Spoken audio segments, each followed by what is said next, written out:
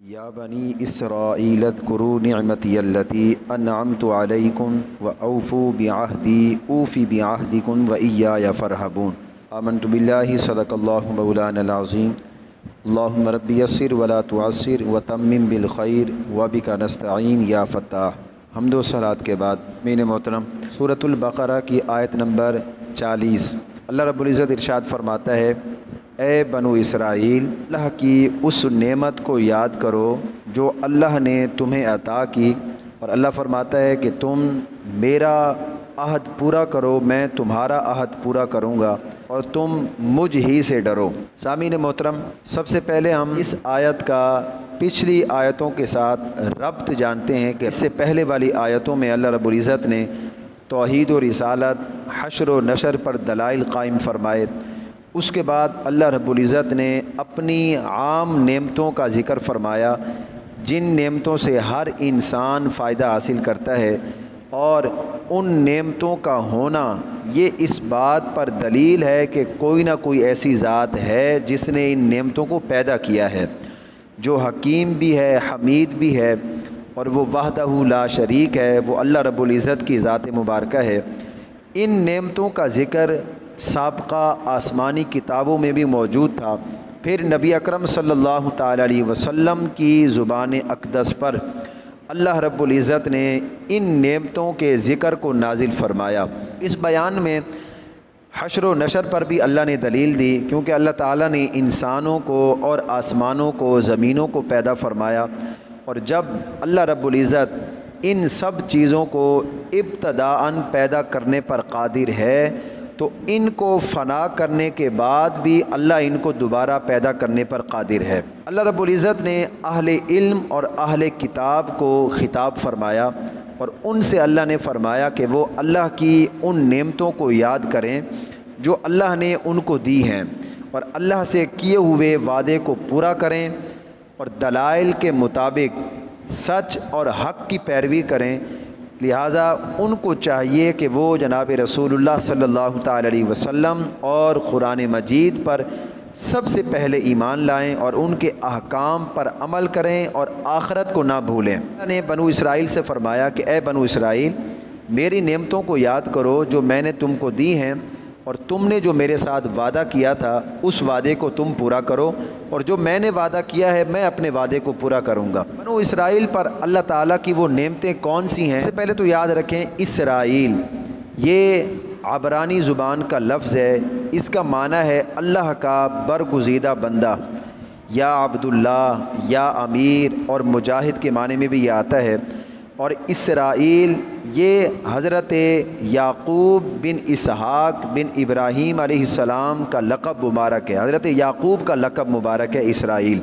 उनकी औलाद को बनु इसराइल कहते हैं। आम नेमतों के अलावा जो नेमतें बिलखुसूस औलाद इसराइल को अल्लाह रब्बुल इज़्ज़त ने अता फ़रमाई, वो नेमतें ये हैं कि अल्लाह रब्बुल इज़्ज़त ने बनु इसराइल को आले फ़िरऔन से निजात दी, उनमें से अम्बिया भेजे। बनु इसराइल में बहुत सारे अम्बिया तशरीफ़ लाए, उन पर फिर मन्नो सलवा अल्लाह ने नाजिल फरमाया। ये ख़ास नेमतें थी अल्लाह की उन पर। एक पत्थर से अल्लाह ने बनु इसराइल के लिए 12 चश्मे जो है वो जारी फरमाए, और अल्लाह ने उनको तौरात का अमीन बनाया, जिस तौरात में नबी अकरम सल्लल्लाहु ताला अलैहि वसल्लम की सिफ़ात का बयान मौजूद है, आपकी नबूवत और रिसालत का ज़िक्र भी है। हर चंद कि ये नेमतें उस ज़माने के यहूद के आबाओ अजदाद को अल्लाह रब्बुल इज़्ज़त ने अता फ़रमाई, लेकिन आबाओ अजदाद को दी गई नेमतें उनकी औलाद के हक़ में भी नेमतें हैं। ख़ुसूसन ये नेमतें उनकी बका का सबब हैं। तो ये नेमतें अल्लाह ने उनको याद दिलाई कि मेरी उन नेमतों को याद करो जो मैंने तुम पर की हैं। इसलिए याद दिलाई कि बनु इसराइल यहूदी वो गौर व फ़िक्र करें कि जब कोई शख्स किसी की बाकसरत नेमतों को याद करता है तो उसकी मुखालफत करने से हया करता है। वो सोचता है ज़ात की मेरे ऊपर इतनी नेमतें हैं, پھر بھی میں اس کی مخالفت کر رہا ہوں تو وہ حیا کرتا ہے۔ اللہ نے بنو اسرائیل کو اپنی نعمتیں اس لیے یاد دلائیں کہ وہ اللہ کی دی ہوئی نعمتوں کو یاد کریں اور اللہ کے احکام کی مخالفت سے باز آ جائیں۔ جس رب کی وہ مخالفت کر رہے ہیں، جس رب کے احکام کی وہ اطاعت نہیں کرتے، اس رب نے ان پر کتنی عظیم نعمتیں فرمائی ہیں، تو اللہ نے اس لیے ان کو اپنی نعمتیں یاد دلائیں۔ تورات میں جو نبی اکرم صلی اللہ تعالی علیہ وسلم کی صفات کا ذکر ہے، ان کو چھپاؤ نہیں، ان صفات کو نہ چھپاؤ، بلکہ ان صفات کو اپنے لوگوں کو بتاؤ تاکہ وہ بھی نبی آخر الزمان پر ایمان لائیں، تم بھی ایمان لاؤ۔ اللہ رب العزت اور بنو اسرائیل کے درمیان عہد کیا تھا؟ یاد رکھیں، یہ اللہ رب العزت کا انتہائی کرم ہے، اس کا فضل ہے کہ اللہ نے برابر کا معاملہ رکھا ہے۔ تم اپنا وعدہ پورا کرو، میں اپنا وعدہ پورا کروں گا، تو اس کا کرم ہے کہ اس نے برابری کا معاملہ رکھا ہے۔ ورنہ ہم ذرا سوچیں، ہاں وہ رب، کہاں بندہ، بندے کا تو کام ہی بندگی کرنا ہے، وہ برابری کہاں کر سکتا ہے رب کی؟ تو یہ اس رب کا بڑا کرم ہے۔ اس اطاعت پر اللہ نے پھر جنت عطا کرنے کا وعدہ فرمایا ہے، یہ بھی اس کا محض کرم اور فضل ہے، ورنہ اللہ پر کسی کا کوئی استحقاق نہیں ہے۔ یہ اس کا کرم ہے کہ اس نے اپنی اطاعت کے بدلے میں جنت کا وعدہ فرمایا ہے۔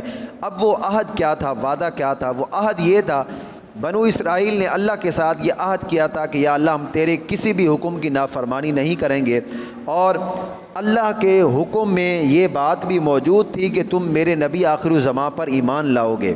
تو یہودیوں نے اللہ کے حکم کی خلاف ورزی کی، اللہ کے ساتھ جو وعدہ کیا اس وعدے کو توڑ دیا کہ حکم کی اطاعت کرو، اپنا وعدہ پورا کرو اور نبی آخر الزمان پر ایمان لاؤ۔ اللہ بھی اپنا وعدہ پورا کرے گا۔ اب اللہ کا کیا وعدہ تھا؟ اللہ نے یہ وعدہ فرمایا کہ جب تم میرے حکم کی اطاعت کرو گے تو اللہ تمہیں جنت میں داخل فرمائے گا۔ اس آیت کے آخر میں اللہ نے فرمایا کہ اس عہد کے معاملے میں خاص طور پر اللہ ہی سے ڈرنا چاہیے، کیونکہ عہد شکنی، وعدے کو توڑنے کی صورت میں اللہ کے قہر اور غضب کا سامنا کرنا